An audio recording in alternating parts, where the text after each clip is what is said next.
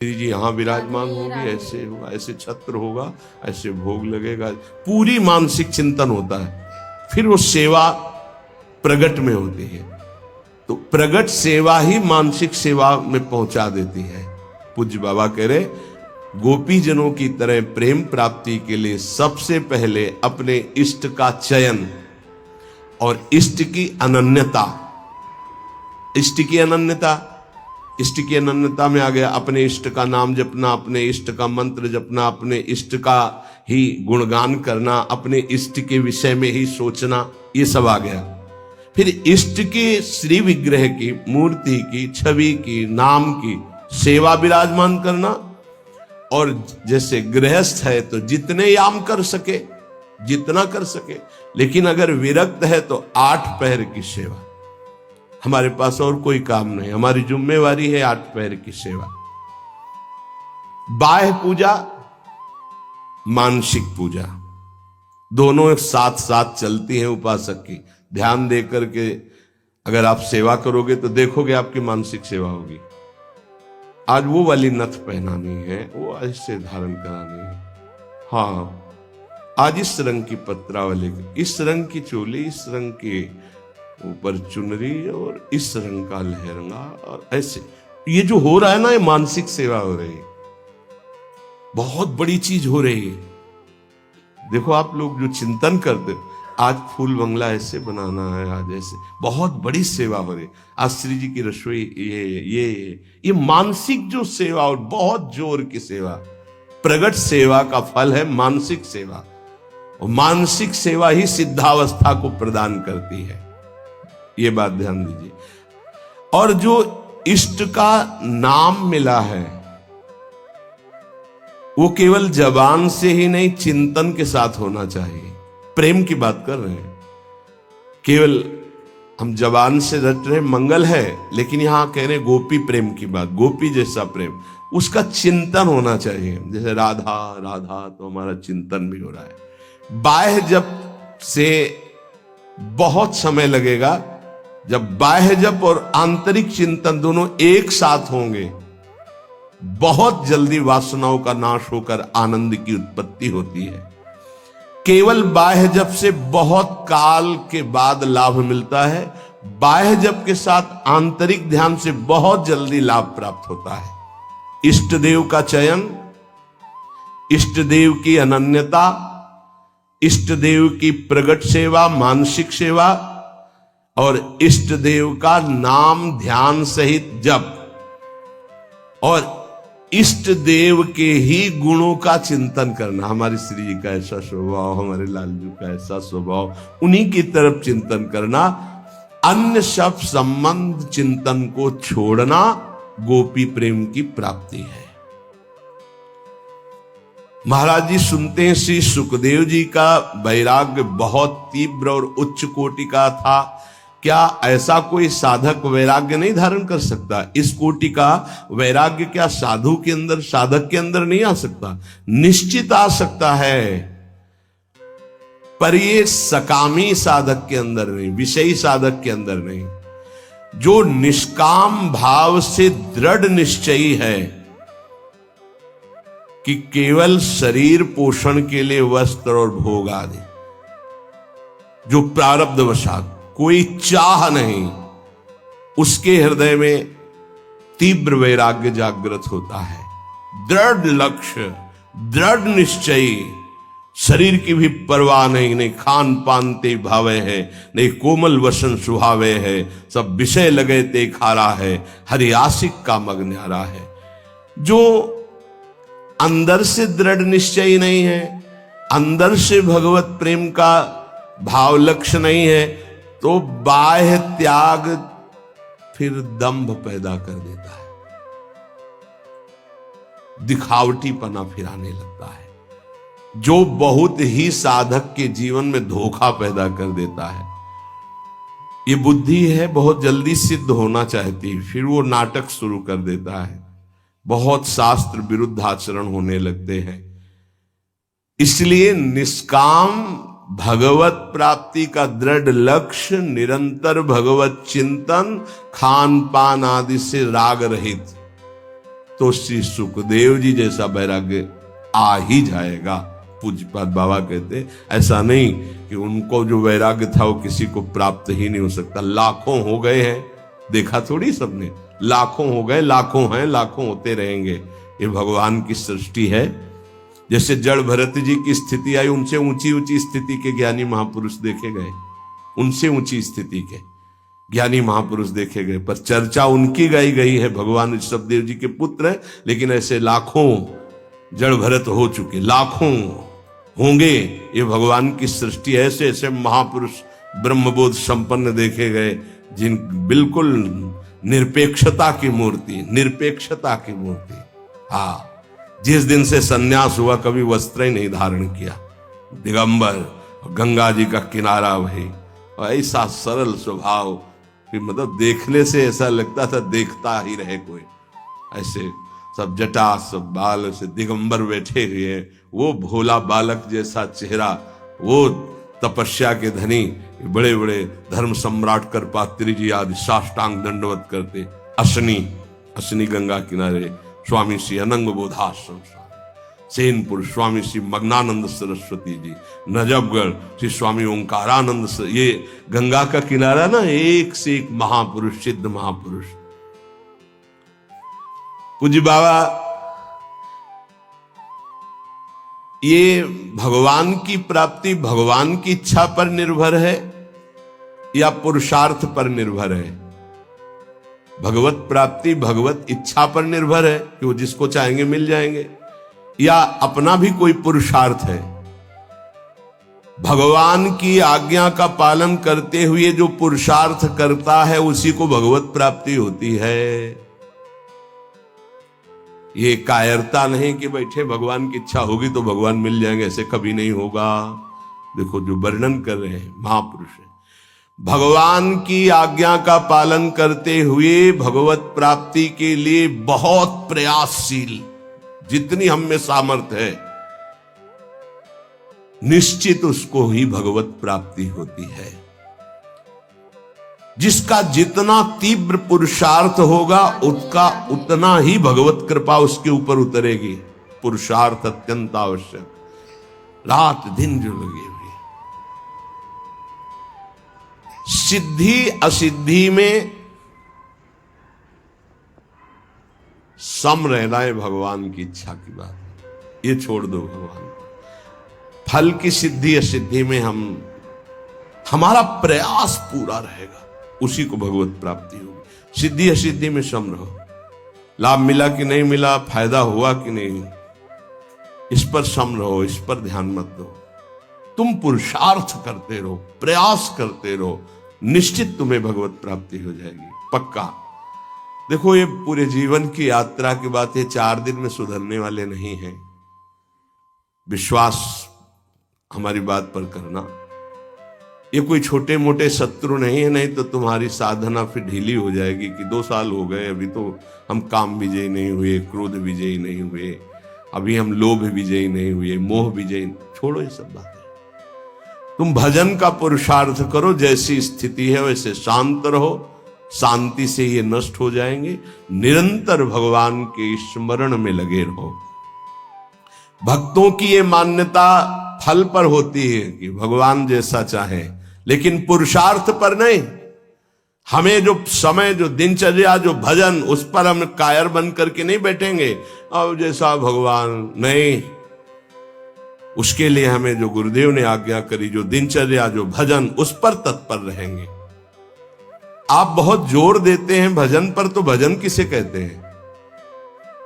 अर्थात हम किसको माने कि भजन हो रहा है? उत्तर, अंतःकरण में निरंतर अपने इष्ट का गाढ़ चिंतन होना भजन कहा जाता है। अंतःकरण शब्द बोला है, यहां से गाढ़ चिंतन होना, निरंतर भजन कहते हैं। जिसे भगवदाकार वृत्ति, उसे भजन कहते हैं। दूसरा भजन का अर्थ है सेव्य को सुख पहुंचाना, सेवा, भज धातु सेवायाम। उपासक 2 ये बातें पकड़े रहता है, उसे भजनानंदी कहते हैं। अंतःकरण से अपने इष्ट का गाढ़ चिंतन, वो रूप का हो, नाम का हो, मंत्र का हो, और शरीर से प्रकट सेवा में प्रतिपल लगे रहना, ये दो वृत्ति जिसके अंदर है वो भजनानंदी है।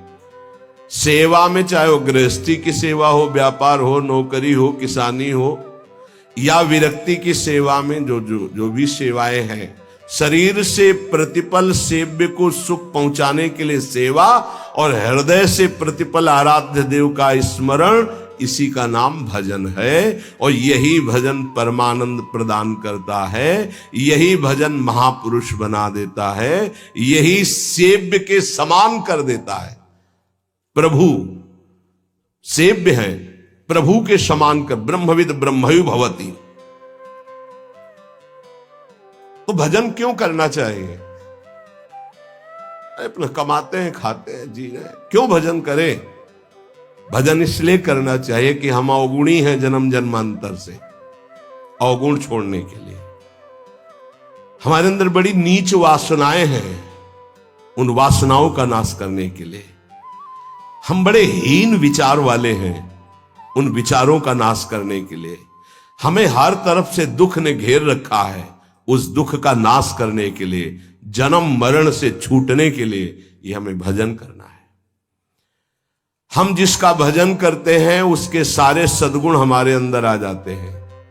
अतः हमें नाशवान वस्तु व्यक्ति का भजन नहीं करना, अविनाशी का भजन करना है। वो है श्री भगवान।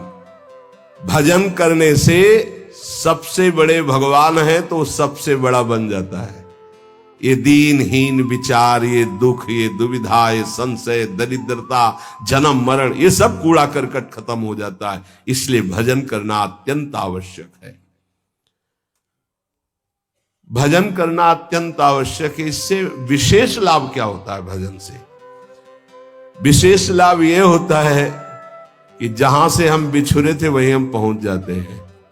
कहां से बिछुरे हैं? प्रभु से। ममैवांशो, कितना गलत हो गया है। भगवान ऐसा लगता है कोई और है, और संसार लगता है ये मेरे, और वो के ममैवांशो, वो मेरे पिता है, मेरे स्वामी, मेरे प्रीतम, मेरे सब कुछ, और उनको मैं भूल गया। ये बात जानने के लिए जब हम भजन करते हैं तो हमारे हृदय में आ जाता है कि हमारे प्रभु है। फिर जो सुख प्राप्त होता है वो कभी किसी लोक और भोग में नहीं प्राप्त हो सकता। प्रेम स्वरूप हमारे इष्ट है तो हमारा प्रेम स्वरूप जागृत हो जाता है। भजन का लाभ है भगवान से बिछुड़े थे भगवान से मिल जाना। अगर भजन ना करे तो, पहले कहा भजन क्यों करना चाहिए, अब कह रहे हैं अगर भजन ना करे तो, अगर भजन नहीं करोगे तो विषय फंसा लेंगे, काम क्रोध लोभ मोह मद, और तुम्हारी दुर्गति कर देंगे।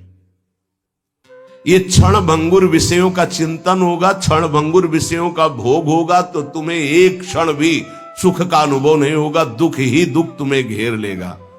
अतः निरंतर भजन करने के लिए इसीलिए कहा जाता है कि कोई विषय चिंतन न बने, कोई विषय क्रिया ना हो, कोई विषय हमें दुख में फंसा ना पावे। सबसे बड़ा लाभ निरंतर भजन है। भजन करने का अधिकारी कौन है? बहुत बड़े ज्ञानी प्रश्नकर्ता श्री अखंडानंद सरस्वती जी। भजन करने का अधिकारी कौन है बाबा? सब भजन करने के अधिकार, सबका अधिकार है भजन करने। बाल बच्चा कोई भी, पुरुष नपुंसक नारी वा जीव चराचर कोय, सर्व भाव भज कपट तज मोहि परम प्रिय सोय। बाबा ये भजन करने वालों में भी पाप कर्म देखे जाते हैं, ये क्यों नहीं छूटते हैं? भजन तो सब पापों का नाश कर देता है, फिर भजन करने वालों से पाप कर्म क्यों नहीं छूटते? क्योंकि वो सही भजन नहीं करते। बहुत ध्यान से समझना। वो विषय चिंतन करते हैं, विषय भोग करते हैं, उस समय भजन छोड़ देते हैं, जिससे पाप बनता है, भजन में अरुचि होती है। हम इसीलिए तो कह रहे हैं निरंतर भजन करो, विषय चिंतन मत करो। जो भजन भी करता है और विषय चिंतन और विषय भोग भी करता है, उसको जन्म जन्मांतर लग जाएंगे, बाबा कह रहे हैं। क्योंकि जन्म जन्मांतर इसी से होते चले आ रहे हैं, बार बार विषय चिंतन, बार बार विषय भोग। इसीलिए तो हम कहते हैं भैया, एक जन्म का सारा मेहनत समय इस बात में लगा लो कि विषय चिंतन न होने पावे, पाप कर्म न होने पावे, भजन बन जाए। हम अगर एक जन्म प्रभु को दे देते तो अनंत जन्मों की बिगड़ी बन जाती, तो घाटा थोड़ी है, लाभ ही लाभ है। जितना समय भजन नहीं करेंगे उतना समय मन विषय चिंतन करेगा और आपके द्वारा पाप कर्म हो ही जाएगा। पाप कर्म होगा तो सबसे पहले गुरु में अश्रद्धा होगी, फिर इष्ट भजन में अरुचि होगी। ये उसका लक्ष्य। कहीं भी अपराध करो, वो पहले आपके गुरु संबंध को तोड़ेगा, तभी तुम्हारे ऊपर प्रहार कर सकता है। नहीं, गुरु कृपा पात्र पर प्रहार नहीं कर सकती माया। पहला कार्य करेगी, गुरु संबंध छुड़वाएगी, इष्ट चिंतन छुड़वाएगी।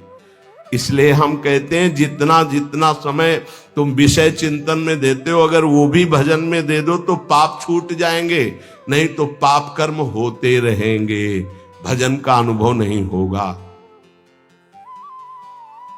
कहा जाता है कि भजन करने वाला एकांत सेवन करे। इसका मतलब क्या होता है?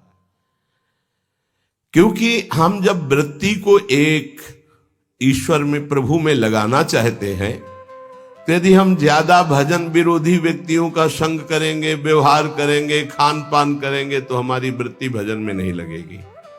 हमारा खान पान, हमारा व्यवहार एकांतिक होना चाहिए। कैसा एकांतिक? हम 501 ही प्रभु का नाम जपने वाले पा रहे हैं तो हम अकेले पा रहे हैं, ऐसा समझ लो। और 2 व्यक्ति हैं, एक विषयी है, प्रपंची है, तो मान लो हमारा भारी कुसंग हो रहा है। हम 500 में भी एक हैं और वहां एक में भी हम भारी प्रपंच में फंसे हुए हैं। ये एकांतिक भाषा को समझ लीजिए। हम इतने लोग बैठे हैं इस समय, सब एकांत हैं।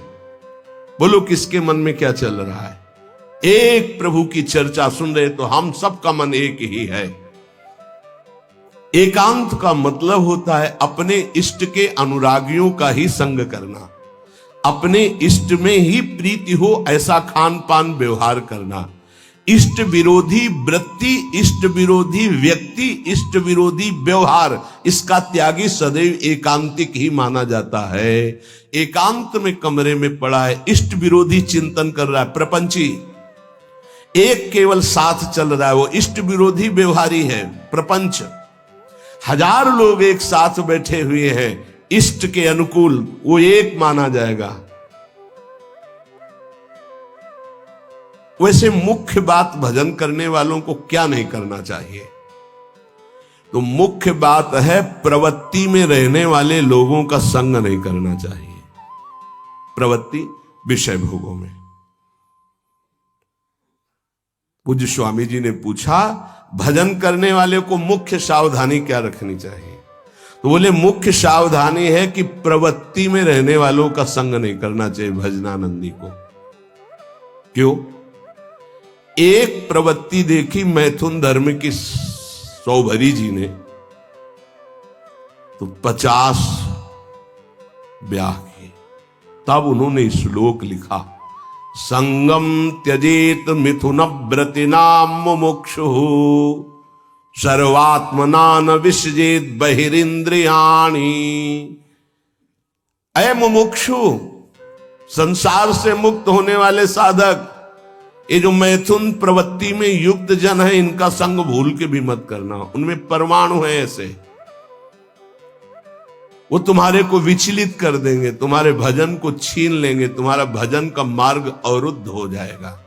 संगम त्यजेत मिथुन व्रति नाम, यही बाबा ने बताया। भजन करने वालों को विशेष त्याग की बात क्या है? क्या ऐसा है जो उनको बिल्कुल नहीं करना चाहिए?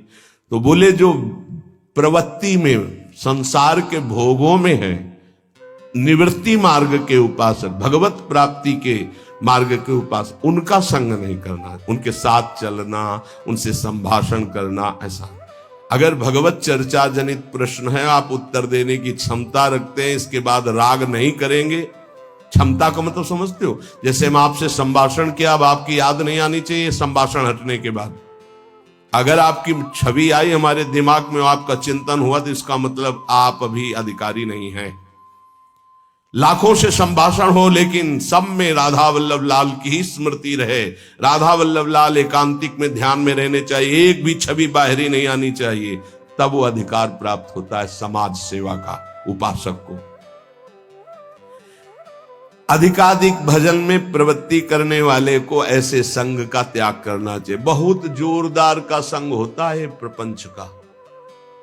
जैसे संत संग की महिमा है, ऐसे प्रवृत्ति मार्ग के संग की भी महिमा है। सीधे प्रवृत्ति में उतार देते हैं, सीधे प्रवृत्ति में। बहुत सावधान, बहुत सावधान। ये महापुरुष जन ऐसे नहीं बोल रहे, बहुत सावधान। प्रवृत्ति मार्ग के जनों का संग करना सबसे ज्यादा त्याज्य विषय भजन करने वालों को है, ये ध्यान रखें। बहुत तरह से फंसाव हो जाते, बहुत तरह से जलना पड़ता है, जलना पड़ता है। महसूस होता है कि हमने गलत किया, जो हमने स्वीकार किया वो गलत किया, महसूस होता है। पर एक बार स्वीकृति हो गई तो कुछ भी हो, इनका बेड़ा पार होना चाहिए।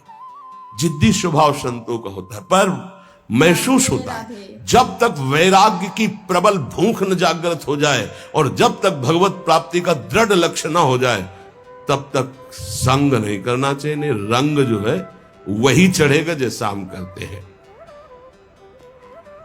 महाराज सकाम भक्ति सुनते हैं और निष्काम भक्ति सुनते हैं, तो इसका क्या मतलब है? सकाम भक्ति और निष्काम भक्ति का अंतर क्या है? जो केवल प्रभु को चाहता है उसे निष्काम भक्त कहते हैं, और जो प्रभु से चाहता है उसे सकाम भक्त कहते हैं। सीधी भाषा में बाबा ने, जो केवल प्रभु को चाहता है वो निष्काम भक्त है, जो प्रभु से चाहता है वो सकाम भक्त है, जो केवल गुरुदेव को चाहता है वो निष्काम भक्त है, जो गुरुदेव से चाहता है अपनी अनुकूलता, अपने लिए, वो सकामता और निष्कामता में है। ये प्रभु से संबंध सिर्फ प्रभु चाहिए, प्रभु का वैभव, प्रभु से कुछ नहीं, सिर्फ प्रभु से प्रभु चाहिए। आप चाहिए, आप गुरुदेव से सिर्फ गुरुदेव चाहिए। आप अपने स्वरूप में स्थित हैं, आप अपने स्वरूप का बोध करा दीजिए। जो हम आपकी शरण में हुए हैं, हम आप में तदात्म हो जाए, बस आपसे और कुछ नहीं चाहिए। केवल प्रभु से कोई चाहना, प्रभु से प्यार ना होना सकामियों का लक्षण है। प्रभु से कुछ न चाहना, केवल प्रभु से प्यार करना, यह निष्कामियों का लक्षण है। ऐसे बड़े बिरले निष्काम। और महाप्रभु अपने धर्म के लिए तो कहते हैं, सबसे पहले कह रहे सबसो हित निष्काम मति, कोई चाह नहीं। सुना है कि परा भक्ति और ज्ञान में कुछ अंतर रहता है या नहीं? आपका क्या विचार है? क्योंकि पराभक्ति और ज्ञान दोनों अलग अलग है, पर है कैसे? तो हम तो नारायण स्वामी के विचार को ही स्वीकार करते हैं। पूज्य बाबा कह रहे हैं, पराभक्ति और ज्ञान में तनिको नाही भेद, नारायण मुख्य प्रेम है, कहे संत अरुवेद। जब पराभक्ति को उपासक प्राप्त होता है तो उसमें शुद्ध ब्रह्म बोध भी रहता है और भगवत प्रेम भी रहता है। ये बड़े आश्चर्य की बात है। गीता जी में तो संकेत रूप में बोध को ही प्रधान कहा। ब्रह्मभूता प्रसन्नात्मा न सोचति न कांक्षति, समा सर्वेषु भूतेषु मद भक्तिम लभते पराम। मेरी पराभक्ति का परम लाभ क्या हुआ कि ब्रह्मभूत हो गया। और बाबा नारायण स्वामी के दोहे से कह रहे कि पराभक्ति में एक चमत्कार विशेष ये होता है कि उसे ब्रह्मबोध भी हो जाता है, आत्मस्वरूप का बोध भी, और भगवत प्रेम भी हो जाता है। पराभक्ति और ज्ञान में तनको नाही भेद, पर इतना है कि इसमें मुख्य प्रेम भगवदाकार भी रहता, स्वरूप बोध भी हो जाता है, जो पराभक्ति को प्राप्त हो जाता है। भगवत प्राप्ति के अनेक मार्ग हैं। एक पुरुष के द्वारा कई मार्गों में नहीं चला जा सकता, इसलिए साधक एक मार्ग का चयन कर ले और अपने गुरु प्रदत्त भजन भक्ति का विस्तार करे, आगे बढ़ाता चला जाए। इतना जरूर ध्यान में रहे कि भक्ति में विषय सुख नहीं है। अगर विषय सुख की आकांक्षा करेगा तो भक्ति अंतर्ध्यान हो जाएगी। ऐसा मान ले कि हमारे भाग्य में नहीं है, मान लो ना, पर बड़े भाग्य हैं, कोई भाग्यहीन थोड़ी हो। ये जो विषय सुख है ये तो पापियों को भी प्राप्त है। सुत दारा धन लक्ष्मी पापियों के घर होए, संत समागम हरि कथा तुलसी दुर्लभ। तो तुम्हारा दुर्भाग्य नहीं है, तुम उससे हंसने के लिए तैयार हो रहे हो, उसके साथ खेलने के लिए तैयार हो रहे हो, जो बड़े बड़े मुनियों के भी ध्यान में नहीं आते। तुम्हारे भाग्य से नहीं है। ध्यान मुनि मन ध्यान धरत, थोड़ा अपने लक्ष्य की तरफ। और जब निकस कुंज ठाढ़े भय और भुजा परस्परंस, जब इनको तुम देखोगे तब कैसा होगा? आनंद समुद्र प्रिया प्रीतम। उपासक, विषय सुख भक्ति में बहुत बाधक है। जिसको भक्ति की सिद्धि करनी है, प्रेम प्राप्त करना है, तो विषय सुख से बचना चाहिए। मन में लागी चटपटी कब निरखूं घनश्याम, तो नारायण भूल्यो सभी खान पान विश्राम। ये दोहा एक संत भगवान थे, गंगा के किनारे मिले थे, ये बार बार कहते थे, जो बड़ी मस्ती में गाते थे। मन में लागी चटपटी कब निरखूं घनश्याम, नारायण भूल्यो सभी खान पान विश्राम। विषय सुख भक्ति में नहीं। ब्रह्मादिक के भोग सब विषम लागता ही, नारायण ब्रज चंद की लगन लगी है जाही। जब विषय सुख का सेवन साधक करने लगता है तो प्रभु का चिंतन छूटने लगता है, प्रभु में सुख नहीं लगता है। ये सबसे बड़ी कमी की बात। अगर आपको भजन करते प्रभु में सुख नहीं लग रहा तो आप कहीं विषय सुख ले रहे हैं। ध्यान दीजिए, जब प्रभु के चिंतन करते करते आपके आंसू निकलने लगे, रोमांच होने लगे, अब सुख आया है। इसलिए कुछ समय तक ये झूठे विषय सुख से बचो। कुछ अच्छा नहीं लगता। सच्ची भगवान वो सब संयोग प्रदान करते हैं, खान पान विश्राम सब, कुछ अच्छा नहीं लगता। जो मन प्रभु के चरणारविंद का आशिक हो जाता, कुछ अच्छा नहीं, कोई उसे अच्छा ही नहीं। सच्ची मानिए, कुछ अच्छा नहीं लगता। सब कुछ है पर कुछ अच्छा नहीं लगता। क्यों? क्योंकि जो वास्तविक अच्छा लग रहा था सब में, वो अनंत ब्रह्मांडों का अच्छा लगने वाला अब अच्छा लगने लगा है, इसलिए अच्छा नहीं लगता। अगर किसी का शरीर अच्छा लग रहा है तो कृष्ण है इसलिए अच्छा लग रहा है, वो अंतर ध्यान हो जाए तो कहां अच्छा लगेगा। किसी वस्तु में आकर्षण है तो कृष्ण का है। राधे राधे। तो आपको ये वीडियो पसंद आया तो please like share comment subscribe कीजिएगा। धन्यवाद। राधे राधे।